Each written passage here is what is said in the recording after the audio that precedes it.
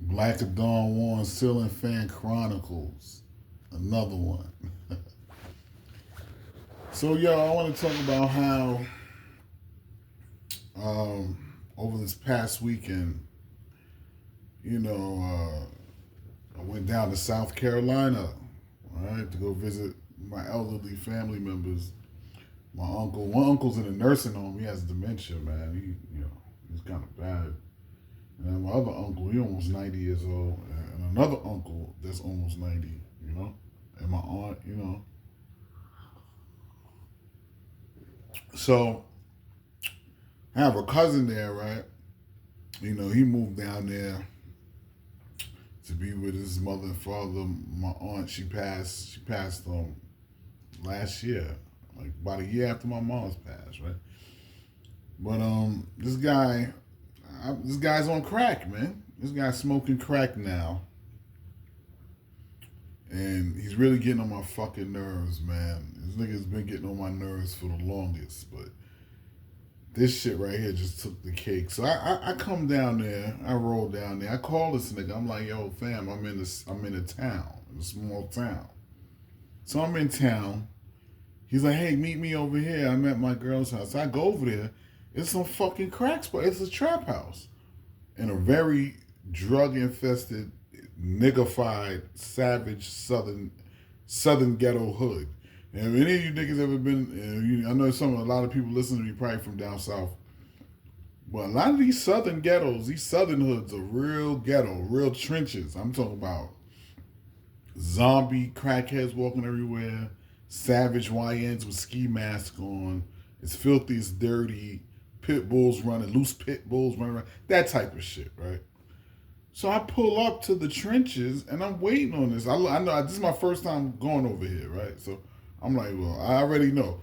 My savage nigga ghetto radar goes off, right? Savage ghetto nigga radar. I know when I'm in the ghetto. I'm from the ghetto, so I know when I'm in the ghetto. So I see boarded up house, loose pit bulls. Oh shit, I'm in the ghetto. So I get to the house. It's a crack house. We got crackheads scurrying in and out. So I'm like, yo, son, I'm here. Where the fuck are you? He's like, yo, I'm coming out right now. So I'm like, oh, man. So my intuition, and my intuition told me to just fucking leave that nigga. Just leave. You know when they say about follow your gut, always follow your gut, bro. Because a lot of people don't know that there's a brain inside your gut. That's why you get intuition. You could get intuition from your brain that's in your head and the brain that's in your gut. So the brain that's in your gut is that gut feeling, and most of the time you will be right. There's some spiritual shit with that. It's like your intuition. Something always tells you that something is off, right? You gotta listen to that. And for some reason, I've just gotten better at reading people and environments. It heightened my sense of reading situations and people, getting vibes from people, has increased ever since my mom passed. Like, I don't know, it's just something that I've had it before that, but now that, like, it seems something like when my mom's passed away, it's like my sense of reading people's energies gotten like stronger and shit. So, or reading the vibe, reading the room, waiting on this nigga, 20 minutes go by. So I'm like, yo, I'm about to fucking leave. So this nigga comes out. This nigga looking dusty as hell, skinny as hell from when I last seen him, looking darker, ashy as hell. So I'm like, this nigga's a fucking crackhead. I know the nigga that, I had to roll my window up. I smell crack because some people were going in and out. I smell crack. I said, yo, these niggas out here, these niggas ain't smoking crack. These niggas is crackheads in here. I smelled the crack smoke. I had to roll my fucking window up, bro. So this nigga jumps in the car. We talking and shit. So I'm like, yo, I wanted some weed. I ain't smoked no weed in a while. So, there's a couple drive-through smoke shops, like, in the area. So I wanted to give me a pre-roll, you know what I'm saying? Just the pre-roll. And prior to this, I haven't smoked no weed in like 2 weeks, trying to chill. But, being that I'm down here, I'm visiting, some family. Plus, I'm visiting. I gotta go check up on the property, my mom's property, shit like that. So I'm just chilling. I'm here for like 2-3 days, right? So I'm going through the damn drive-through. This nigga's like, yo. First of all, somebody was in front of us. They was taking a long time. I don't know if they were trying to pay this nigga with a check. It looked like some fat white bitch was trying to pay the guy at the drive-through, the Arab, the drive-through smoke shop, basically a drive-through weed spot. Trying to pay this nigga with a check or something like that. She was taking a while. So my cousin just started banging the horn. It reaches over me. I'm like, yo, son, what the fuck are you doing? I mean, you making shit? Come on, man. What the fuck are you doing, bro? So then he just flips out. He's like, yo, don't get no weed from these niggas. Go see my man over here. Go see my man. I'm like, nah, nigga, I'm not doing all that. I'm already online. Yo, why you doing it? Go see my man. This is wrong with black people. They don't stick together. I'm like, nigga, what the fuck are you talking about? Now, mind you, this same nigga, he's talking about going to get weed from. I bought weed from this guy before when I visited there months ago. Before I visited, and I did get weed from him. And this is the same guy that he told me that pulled the gun on him. And I see why the guy pulled the gun on him, because this nigga is an asshole. See, this is an older cousin of mine. This nigga is like almost 60 years old. He was one of them niggas that was hustling crack in Harlem in the 80s. Now he's old and washed up, no money, no job, nothing. Just, you know, he living his pops in the house with his pops. His pops don't like him. Nobody really likes the nigga. Like, he's one of these asshole type niggas. Like, you know, I tolerate him, man, but, you know. So niggas like, yo, get it from my man. Get it from... I'm like, yo, son, don't tell me how to spend my fucking money. So this nigga, like a child. A lot of these black men are children. A lot of these grown black men have the mental capacity of a child. Just because they're 40, 60 years old, they're mentally 13. A lot of these black men. So the nigga gets a fit like a child, like a bitch. He jumps out my car, gets his bag out of the trunk. He starts walking. So it's my turn to go to the window. The Arab is like, yo, what the fuck is wrong with that nigga? I'm like, no, that nigga's bugged out, bro. So I get my weed. I'm driving. I drive past them, and I go to the store, the Family Dollar. I go get me some ice for the cooler. For a cooler I got at the house, right?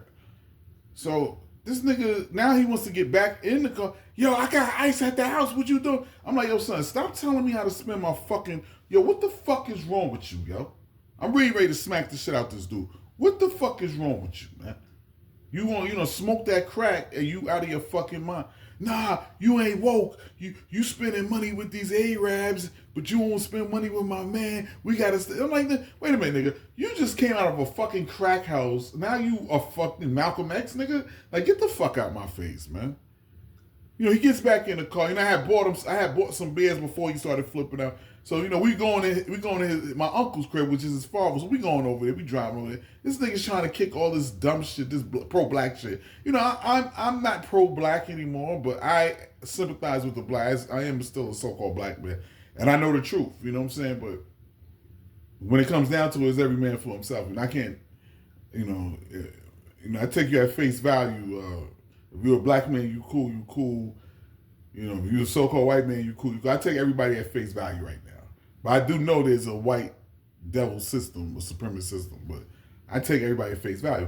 But this nigga is like irritating. He's the type of nigga that just...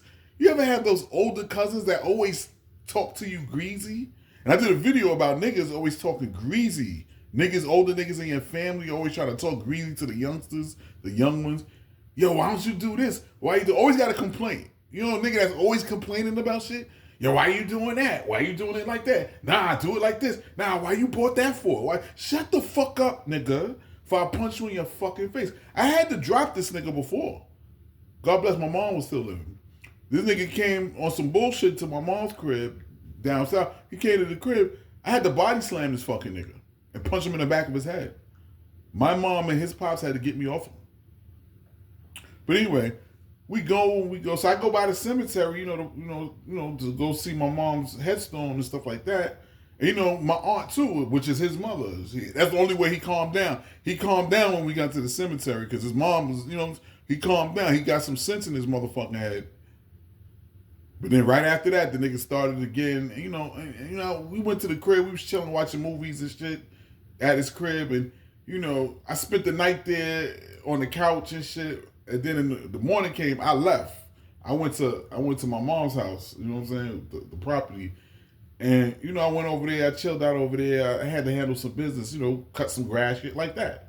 You know, maintain the property, you know what I'm saying? This nigga's calling, blowing my phone up. I blocked this dude. I'm like, yo, I'm not fucking with this dude no more. Because I'm going to end up punching this dude in his face. You know what I'm saying? What is wrong with niggas? It's like certain niggas just cannot be cool. It's like, I'm a cool guy, you know what I'm saying? Most people say I'm a cool guy, you know. I'm a cool, easygoing guy. I live and let live. But you got certain people, and I have a couple family members that are so dysfunctional like this, you don't even want to be around these niggas. You want to put hands on these niggas. And a lot of times it's these older, washed up niggas from the that used to hustle in the 80s. They was fly. They was around during the Alpo era. Now they bitter and they washed the fuck up and they're jealous. I think the niggas just jealous of me, bro. That's the same nigga that was, when I told him I was going to Thailand, he tried to talk me out of it. The same dusty nigga. This nigga's a crackhead, bro. It's a fucking crackhead, bro. I wanted to slap the dog shit out this dude, bro. So I had to cut that nigga off, man. I ain't talked to him since, man. And I was down there for like 2-3 days extra, and I ain't seen him since. I ain't talked to him. Nigga was calling me like, nah, nigga, we want me to call you to drive you back to the crack house? Because that's all you, what the fuck? This nigga ain't got no money. He's dusty. Like, come on, bro. He told me how his pops, my uncle, threatened to shoot him. I can see why. I can fucking see why. Nigga be disappearing for weeks at a time. Yeah, he on that crack. He be in that crack house. He's all fucked up, bro. Then he went into some crazy shit about, yo, you ain't really broke. I'm on some pro. I'm like, yo, dude, how the fuck is me buying weed from a smoke shop gonna change the whole dynamic of the whole black economic system? You know what I'm saying? Like, shut the fuck up, my nigga. You, that's crackhead babble. You're high on crack and you just talking anything. I think when motherfucking these fiends, they beam up and they just start talking about any fucking thing. Yeah, I can't stand that. These families, older families,